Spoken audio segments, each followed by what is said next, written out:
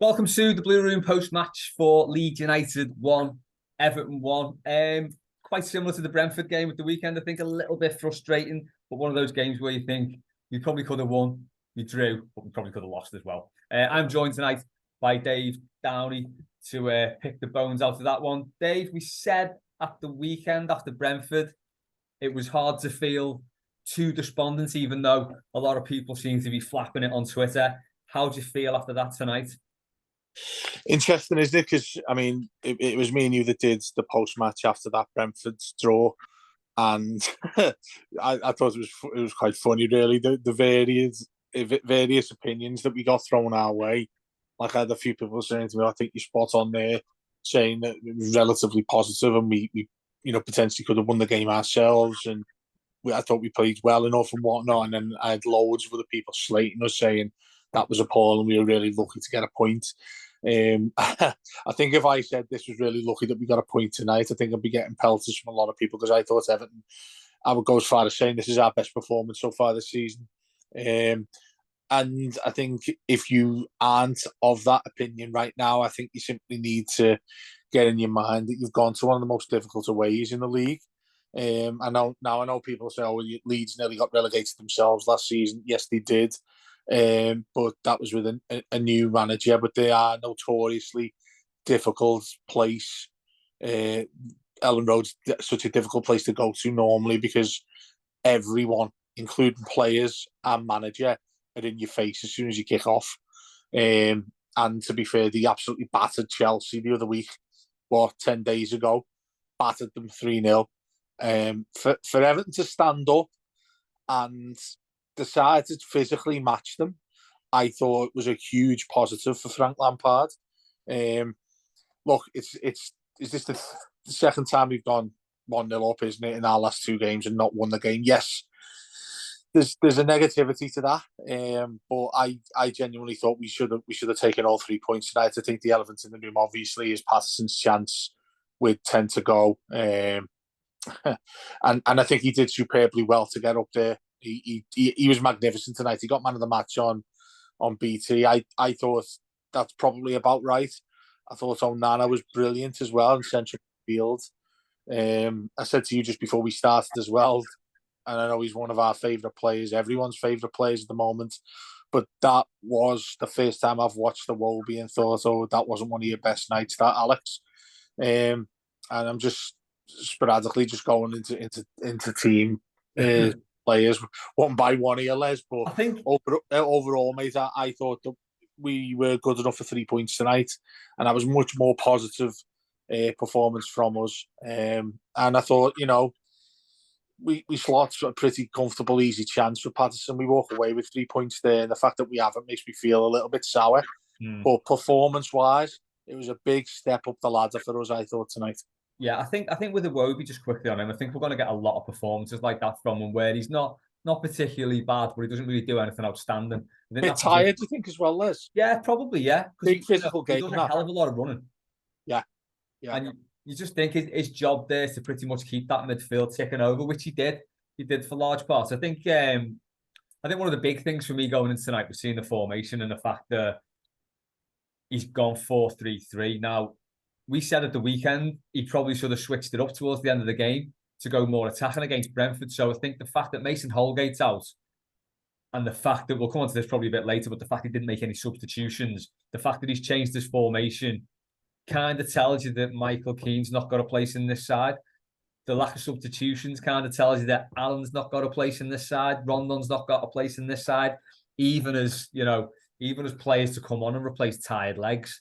Because I thought that was really odd that he didn't make the substitution. But on the formation first, are you happy with us playing like that? I am. I don't like the 5 at the back. I've said it all the time, and I just think tonight, we created quite a few good chances, and playing the 3 in midfield, I think you get more out of Onana like we did tonight, and there's more scope for getting the ball forward and creating chances. That's my view on it. What do you reckon on it?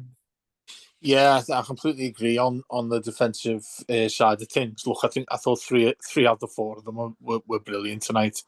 I think this myth that I think it's probably had the Wolves manager since he was there for Cody. got their heads going, spinning all around the place, thinking that he couldn't play in a back four, because tonight I thought he was really comfortable Yeah, alongside. Tarkowski looked good, didn't he? This looked just like bread and butter to me, watching those two at centre back. I wasn't sitting there looking at it thinking, oh, Cody's only comfortable at the back when he's got someone else alongside him.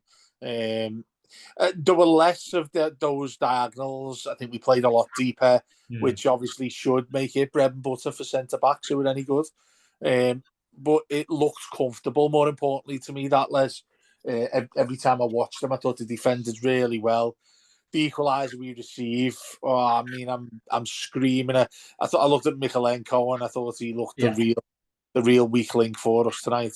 Yeah. And I've no idea. It's almost similar, and I hate to say this, but it's almost similar to that game, Liverpool, when he played away at United, that Van Dijk was getting pelters from James Milner, wasn't he, when he didn't come out and tackle. He didn't put out and throw himself at Sancho when he scored the opening goal. I looked at that and then, who was it that scored that? Tyler Adams, was it? No, it wasn't. Who was it who scored? Oh, it was Sinistera. No idea who he is. No. Anyway, when this punter scored, I'm looking at Mykolenko and it shows you it from the end of the pitch zoomed in, and I think Pickford's he is flat-footed, but he's probably thinking that's getting put in his bottom right corner, and that's why he's gone that way. Yeah. But that ball shouldn't be getting near the goal. It should have been a shot on target, because Mykolenko needs to throw himself at that, absolutely throw himself at it, and stop that from happening. So, look, I think a few people might say I'm being a bit harsh there, but I don't think I am. I think that was basic defensive error, that. And sadly, it's been too, because he was sort of, half responsible for the goal we conceded at Brentford, wasn't it? He was playing them all onside. If he'd have stepped out, he was, yeah. that would have been allowed. So, I mean, I'm not going to go and start blaming that lad, because it's a difficult one to blame. Yes, if I'm not ever thinking about what's going on in his own personal life and what's going on in his country and whatnot, then I'd be probably giving him pelters myself right now. But I'm not. I don't feel comfortable saying that. But yes, he was down to or part responsible at least for the 2 goals we've conceded. The other 3 though, Les, massive congratulations to the 3 of them, because that was the best Everton defensive performance I've felt from, at least 3 of the back 4. Unlucky to concede. Had Mykolenko jumped out, they wouldn't have scored in the game, and we'd have taken 3 points into the derby at the weekend, which is huge. But yeah, I completely agree with what you said there about Tarkowski and Cody. They look to me a solid pair of centre backs that are comfortably ahead of Mina whenever he's back, Holgate whenever he's back, and Michael Keane. I think it's pretty obvious that he's probably, when they're all fit, he will be the 5th choice of the 5 centre backs that we've got. So there's a positivity there, because we've seen the decent performances from the centre backs, and that's the best one so far. So look, I know we're 5 games in, I know we haven't won a game. Plus line is that we're out of the bottom 3 until tomorrow night at least. So look, if you want to concentrate on things getting better, those tiny things, which is sad enough to talk about, they're the things that we're gradually starting to grow into. But that was our most positive performance out of the 5, I think, today. Yeah, I'd agree with that. Hopefully that puts the back 5 thing to bed, although I wouldn't be surprised. Oh no, I suppose he's not going to play Mason Holgate. I'm going to say I wouldn't be surprised if he went back to it against Liverpool, but if Holgate's there, it looks like he's not got the appetite for it. So hopefully that'll put it to bed. And just on Mykolenko, I suppose those 2 goals we conceded there, it shows the margins we're playing at. That the lad, he switches off twice and we concede twice. When we are playing like to the fine margins that we are, that's all it takes. And that's why you players have got to concentrate all game. As you say, I think Pickford probably could and should have done better, but he just committed himself one way, which, it's a mistake on his part. It was a terrible goal to concede. But we'll go up the other end of the pitch now and look at our goal that we did score, which again, it was just like at the weekend, the one Gordon scored. It was just another fantastic run into the box. Great touch and a great finish. think Iwobi, the ball from McNeil to Iwobi's good. The ball from Iwobi to Gordon's great, even though it gets a little bit of gets held up by the Leeds player, doesn't really realise what he's doing. But the touch and finish from Gordon again is brilliant, isn't it? Yeah, it is. It's such a confident finish as well. I think it's the first time I've looked at him, certainly tonight, and thought, oh, he loves a bit of piss taking here. He loves a bit of winding people up. Seeing him having him going head to head with that fucking clown that Dave got it right back. Yeah, and throwing the ball away and stuff like that. Christensen, whatever, he just looked like a bulldog to me. Didn't look any good at football either. But the point where I think we nearly get a goal, don't we, in that half as well, where he spins past their right back. Yeah. Just leaves him for dead, sprints down towards into the 18-yard box and squares it across. I also think as well, I don't want to keep digging Mykolenko out, but just before we carry on with Gordon, there's a point where Mykolenko gets the ball and there's a simple pass right into the middle of the pitch where someone's sprinting towards I don't know if it's Gray or whoever else on the right-hand side, sprint into the 18-yard box. And I'm thinking you slide them in and there's a second goal right there. Probably kills the game off. But, that's just on that quick stage. That's the worst part of Mykolenko's game for me. He's very reluctant to play a forward ball. Yeah. But a fullback, who you think their instinct would be to kind of get down the line and get the cross in, he'll always seem to turn back and play it backwards, which thinks he's got to get out of his game. I think, he does. He's very percentage like a fullback, isn't he? Where, what's the easiest thing that I need to do for us to keep the ball? Yeah. Where obviously the better players in world football are the ones that square it and play that inch perfect pass for you to score a goal. Yeah, I think more of that comes, and I think it will come. I think he's still a developing defender, certainly in the Premier League as well. Haven't been here 8 months. I'd say he's still a young lad as well, isn't he? Sorry, he's still a young lad as well. Yeah, exactly. But going back to Gordon, that's the first time I've watched him, and I'm sure other people will have said they've noticed this a lot earlier than I have.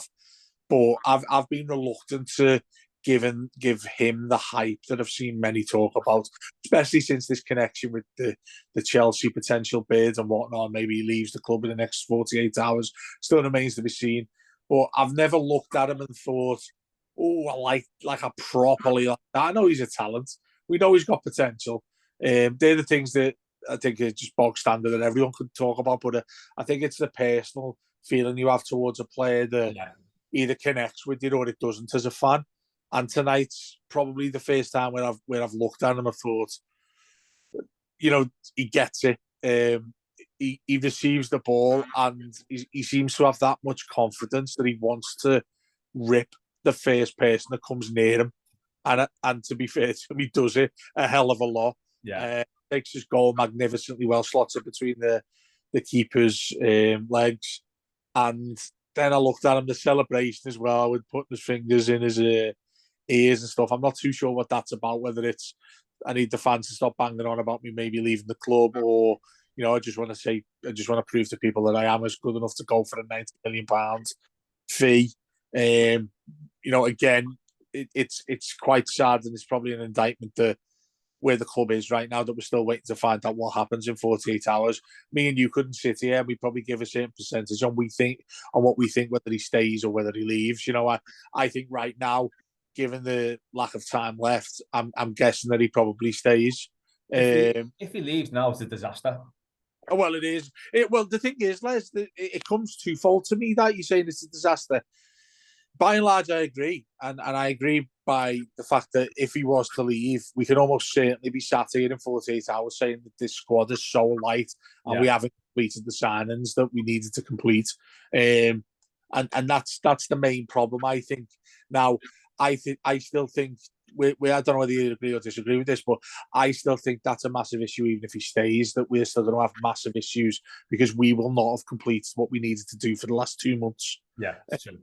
Because I think that by and large, I think everybody was saying it to me on social just before we started this, that bench was actually, it was vile to look at. When you think of, if you didn't know who those players were or who this club is, you've seen Everton start 11 versus that bench. I'd be astonished if anyone thought that they belonged at the same football club. But yeah, When just you look at quickly, who was on there.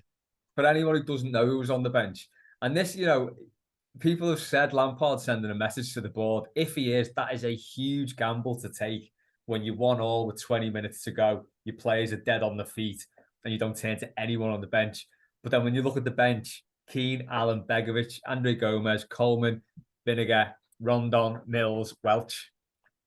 Yeah. What's to play with, is there? It says it all. 4 games, nearly 5 games into a season. Well, 6 games if you include the Carabao.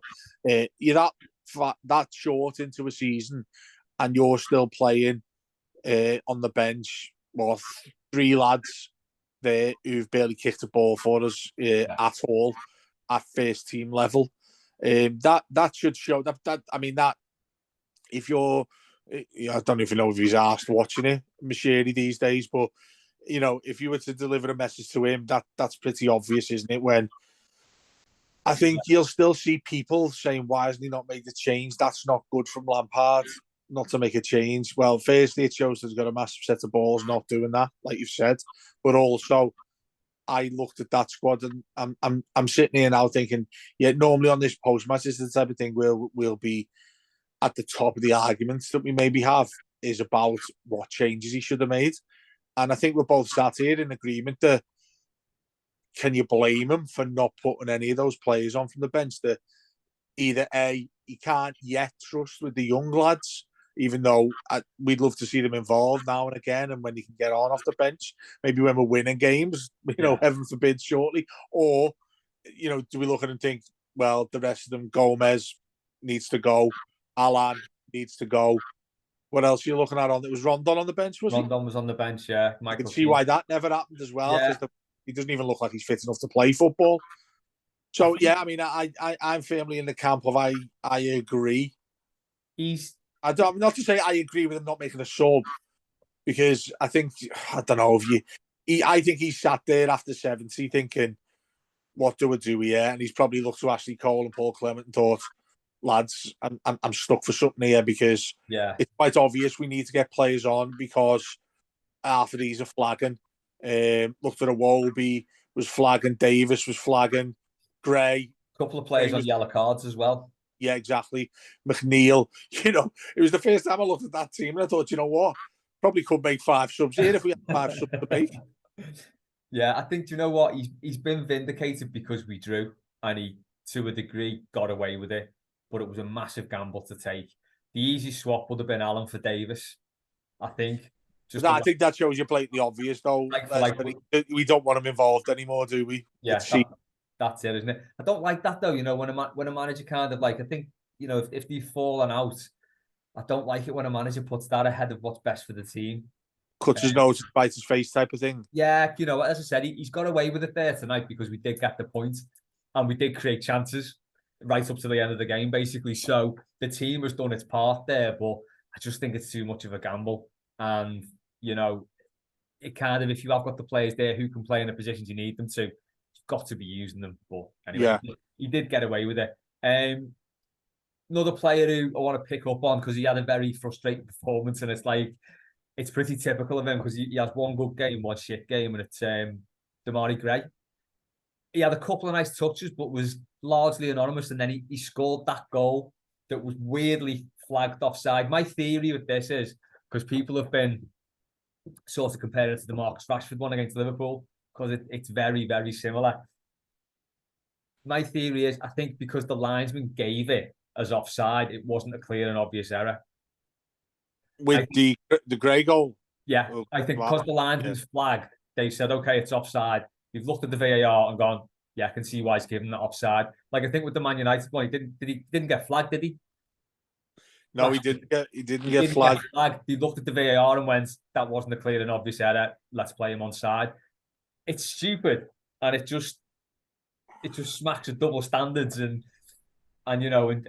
just makes a mockery of the whole thing. But that's the only reason I can think of, because the linesman flagged. They'd give the linesman the benefit of the doubt and said, okay, his decision was fair enough, which is just dead shit, isn't it? Because by the same token, they're saying, well, those marginal decisions, they're going to go in the favour of the attack of the season. and they've just like dropped that. It's a mess again, isn't it? Yeah, I see what you're saying in the fact that if we score and they immediately go, if he does flag it offside, and then it makes the decision for the VAR, doesn't it? Yeah. But when that goes straight to VAR and he hasn't flagged it,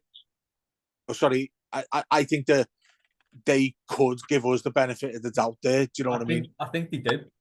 I know. Well, it a lot of my mates messaged me straight away saying that looked like a carbon copy of what Rashford did to them for United, where it's just too much of a fine line not to give the benefit of the doubt like they are supposed to the goal scorer. Yeah. And, you know, when you're talking about shoulders and bloody colours of kits and all that crap, you know, that is when you're looking at it thinking, this is why this is shite. Yeah. So, yeah, I mean, that should have gone in our way, that. And then, you know, I think we banged on about it a little bit at the start of this pod, didn't we? But the Patterson one, I think he'll go home having kittens tonight, that lad, despite the fact he was man of the match. He deserves to score the goal in many ways, and he'll be like, when I'm 10 yards outside the box, if I just shoot that across the keeper, he's not getting anywhere near it. It's a goal. I think there's not. I don't think I won't go as far as being as negative towards him and say there was a panic, but he's just thought, hand in heart, I'm going to belt this as hard as I can. And it so happens goes towards the keeper. It's not people saying, it's a wonderful save. Not a wonderful save. It's hit at him. This is like goes back to the Tim Howard debate in the World Cup in 2014, doesn't it? 16 saves. Yeah, I've made a few that saved it. Now you've been Lukaku's basically hit the ball at you for 60 minutes, 90 minutes, whatever. Yeah. And I was so devastated. I mean, I was having kittens myself when he misses that. And then I sort of thought, we do this often, don't we, Les? We do best. We say, Bamford's got a winner written all over him because we've missed a chance like that and stuff. Yeah. Thankfully, it didn't go that way. I think Pickford makes a nice little save as well towards the end, and they have a shot. It was a good save, that, actually. He didn't know much about it, but he just did enough to keep it out. Well, I was going to say, getting it away from one of them, following up, because as soon as that happens, I generally look straight away thinking, someone's going to follow that up and slot it in. Yeah. And I mean, I have to give massive congratulations. I don't want to sound so hypocritical and maybe a little bit too, I don't know, trying to make them feel a little bit happier than they are about themselves. But I look at the way a lot of those players defensively decided to go with the deep back four. The players in front of them, I thought, Onana, that was the best game we've had from him as well. I mean, he was kicked a lot again. Yeah. And I think he rose to the challenge. He gets his foot to the ball at sometimes, and I think, how can he even possibly do that? Because he's such a big boy. But, you know, I was looking at, did I see the sort of green shoots of, like, say, if we go midfield three again, if we're playing forward to back and go general 4-3-3, do I look at that and I see something between Iwobi, Onana and Davis? I don't know if I can go that far to critically or emphatically say that is what we should be doing. I can see the merit in it, though, particularly against a side like this, where you've got three combative midfielders who are able to throw themselves about, who've got the pace and the physicality to get about against the midfield that love to get involved, love to kick people, love to dominate. I looked tonight and I saw an aspect of that which does make me feel positive about it. Who we put in there and make the demand of three. So I guess the question would be, Onana's automatically in there, but then you look at, is Davis constantly going to be in there in that midfield three? Is Iwobi, is that where you actively want him all the time? I think a lot of people would say, to be a high percentage of fans who say, I want him in the midfield, rather than putting out work, because he's been that good for us and on an attacking threat as well. He can play in various roles. There's a versatility to how good Iwobi's been doing for us this season and towards obviously the back end of last season. And then I look and think, when Doucouré's fit, do you go Decore, Iwobi, Onana? And I'm thinking that's a gang of big boys.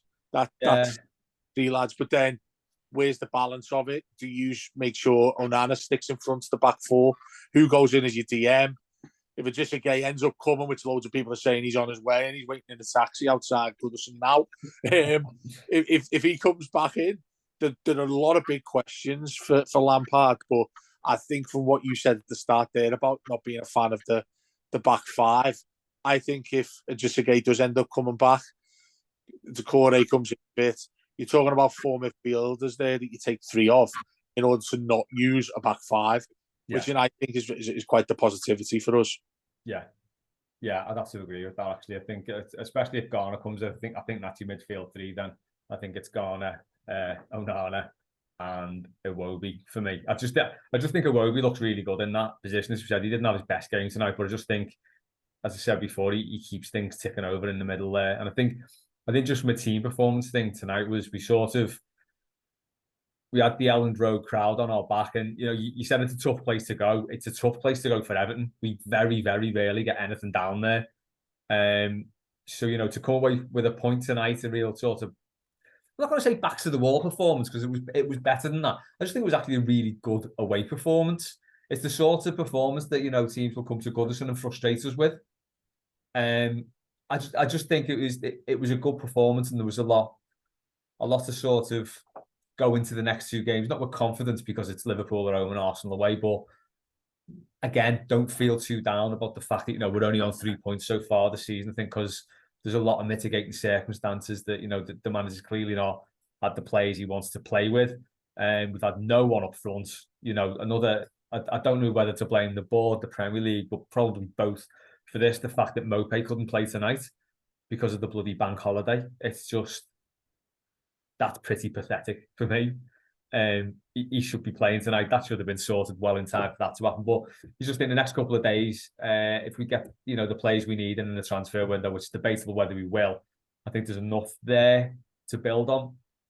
And we have been actually, there's only 1 game we've not scored in, which if you'd have said that to me at the start of the season when we've not got a striker on the pitch that we'd scored in all our games, I'd have probably taken that. Just looking at Leeds, is there a more annoying manager in the league than Jesse Marsh? Not only for the fact that he wears jeans on the touchline, but that pointing to his watch was just... It's cheesy as it gets, isn't it? I know. I think I'm not speaking for them, but I think there'll be many Leeds fans who'll be like, yeah, can't really stand this lad for much longer. At some point, they'll say that, even though they started well. When he's just, mate, it just looks like proper NFL, bloody, I don't know, NBA manager type of shit that he's doing. He's screaming all the way down. When there was a scrap on the touchline as well, he was trying to get involved in that. And I don't know, it just looks so cheesy to me. I mean, fair play for the fella taking that job. But I think if he'd have known as much about everyone else in England knows about Leeds, then he wouldn't have gone near taking the Leeds job. No, because I know so many of their fans will be like, what are you doing, mate? How are you our manager? Do you know what I mean? Yeah. But fair play to them. They've done well. The lad they've got, we kept him quiet tonight. What's his name? Anderson, is it? Or Androsson? Yeah, Anderson. Yeah, he's been good so far this season. We did well to keep him quiet today, I thought. And yeah, it was he was hard to watch. It was really entertaining. And look, I'm not pushing towards American soccer players or managers, by the way. I just, in terms of being an opposition manager against us today, I was like really irritated by him. He's a bit of a caricature, isn't he? Yeah, he is a little bit, and it's like, I honestly have no problem at all because I've started watching the MLS a lot, really, and it's grown a lot as well. So fair play to him for actually being offered the job and taking the job and doing the job well, kept them up. There's nothing wrong with that whatsoever, really. But yeah, the cheese side of it is something that I can't put up with too long. It was a bit too theatrical, wasn't it? I just really hope I'm not insulting Rob Vieira, by the way, which I'm sure I'll find out because he often listens and comes on the post match, and he's doing the remainder of the transfer window as well up till Thursday night. So I hope I'm not insulting him and any other Everton USA fans, because we love the bones of them, and it's great to see them and getting them involved and all that. We're not insulting them, just the one who Oh, he's just he's just a dead annoying fella. That's all. Yeah. That's all it is. Oh, That's listen, all it is, really. I'll give you I'll give you 10 a penny of the ones that are even from Merseyside. They're just dead annoying fellas as well. The one that manages Aston Villa that we played, one of them. What's that? The one that manages Aston Villa is one of them. Oh, Christ. Jesus. Yeah, he's the worst of them. But yeah, there's no place for Denham on the touchline. One more thing about the performance tonight was Leeds were being Leeds and getting stuck into us. The crowd were getting behind them and getting a bit gnarly. When there were a few flashpoints, Cody and Tarkowski were flying in and breaking it up and getting involved, which was lovely to see. Because it's one of those things we've said over the past few years, isn't it? You know, there's not enough players who are prepared to sort of get stuck in and back the teammates up and, get into the aggro. And the two of them looked well up for it, didn't they, tonight? And I think, if we get Mope in the squad, there's quite a few little knocks in there, which can't be a bad thing for us, for me. Oh no, I mean, as long as they're not walking a tightrope like they was after that stupid thing he did this stuff. I mean, he didn't deserve a yellow card for it whatsoever. But when people are saying that to me, like, that wasn't a yellow, that shouldn't have been a yellow, I'm like, well, if he just didn't do it, he wouldn't have got a yellow. It was stupid, wasn't it? I just thought it was really silly from a lad who should know better. But thankfully, it didn't cost him. Although I did look at him at times thinking, he probably would have thrown his foot in there, and he couldn't because he'd go. Yeah, that's it. But yeah, I think you're right. I think us making us physically bigger, intimidating players. Like I said about Onana, he's just such an athlete, that lad, I think. And he gets kicked and he gets up and he carries on, and I like that. Yeah. But Gordon getting it like head to head with that muppet that they had at right back, and Tarkowski sprinted out from our own byline, just went right, just pushed them away, and just properly got involved. In Cody's that type of lad as well. I know he ended up over there after that, but Tarkowski to just put his head down and sprint and say, "Come on, let's have it." That's fantastic to see, and like you say, I think that's traditional Everton to me. Look, I don't want us being idiots like the thing that just described there with Davis. I don't want us being stupid and throwing into needless battles where we're getting yellows for no reason whatsoever for taking our heads. So, someone losing the plot or whatnot. But I want us to properly stand up for ourselves. Yeah. And I think we saw that at the top Premier League ground, which is notoriously made its living for doing that very thing. And we matched it tonight. So I was really happy with that.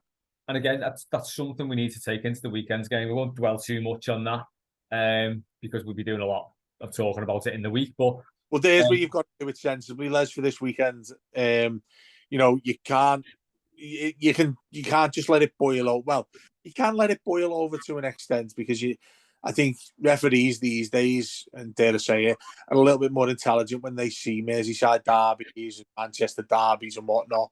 They won't just throw a yellow or a red immediately because things have boiled over. They just basically, as quick as they can, try and calm everything down and just keep the way within that it's a derby. Things like this will happen where they won't in other games. If you have a referee that does that this weekend, then great. And I'm all for them. You saw today, I think, a perfect example from Tarkowski coming out and doing that was nowhere near him being punished with a card or even a talking to. It was the referee basically saying, "Calm down, just everyone calm down, can you?" And he did, and it was just a sensible approach of keeping the back of his own teammate. That's exactly what you've got to do in a Merseyside derby. Otherwise, you start looking at silly red cards and silly yellows. Yeah, and hopefully we'll have a referee who sort of performed like the two referees have in our last two games. I thought they've been decent. I think they've let the play flow on. They haven't been mad with the cards. There's been some tackles that last season probably would have been fouls, not this season. I think they've done really well in the last two games. I think the games have been noticeably better for it. Correct, and there've been no bias as well. Again, that game at Leeds, it's such an easier night for a referee if they give them the benefit of the doubt on most 50-50s, on most tackles. Oh, that's a bad foul. It's a Leeds free kick, rather than giving anything. I think you'll see if there'll be somebody with the stats out there won't he showing what like that old myth about, well, say myth, the thing that happened at Old Trafford when Ferguson was there, that they'd always get like 80% of referee indecisions and all that crap. Yeah. You could imagine that being the same at most grounds that referees go to. The home ground ones where he wants to keep quiet if possible. So it'll take a lot for him to give what he would easily give for the home side. And today I thought he managed it perfectly fair and reasonable. So, you know what, you've got to give credit where it's due. As much as we slate referees all season long, that fella deserves credit for that. And I hope he gets another decent game because he looked like a brand new ref. Yeah.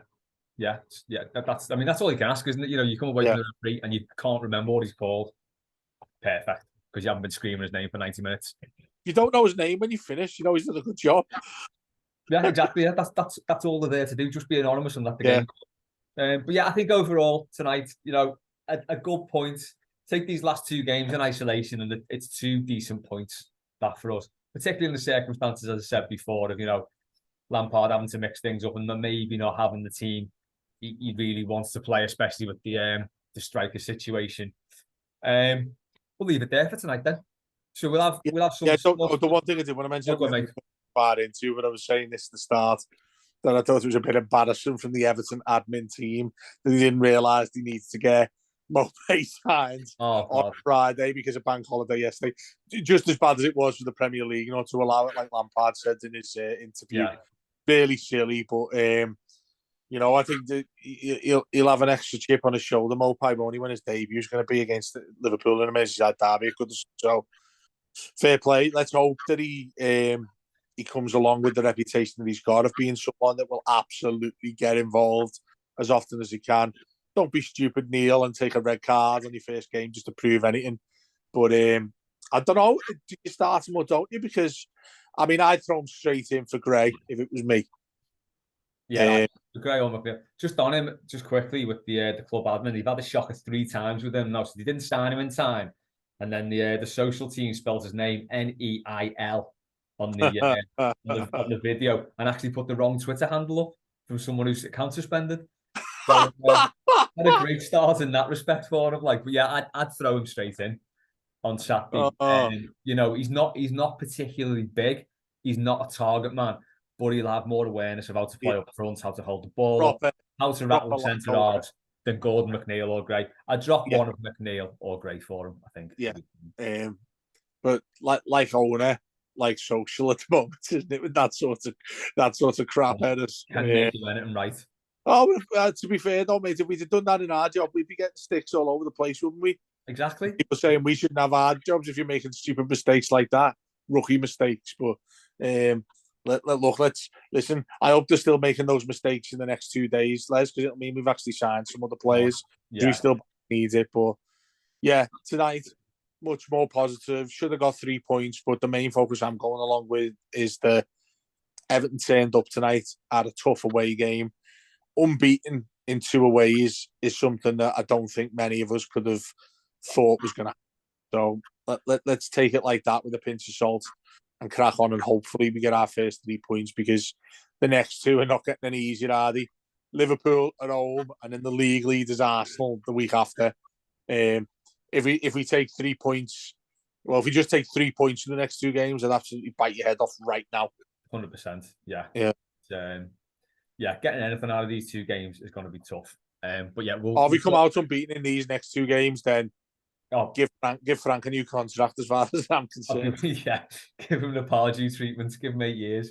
Yeah, I'll be well happy with anything from these next 2. But yeah, I think it's slow and steady progress. See what happens over the next 2 days and see where we are at the weekend. Yeah, I'll just remind everyone as well that there's going to be bags of stuff on that. I think Matt and Rob obviously love doing the transfer stuff on all of our content. Obviously, they're going to be heavily involved. I think they've done one today as well. It's already out on the transfer window. Obviously, on Thursday night, there'll be some sort of event, hopefully, because we'll have signed some players.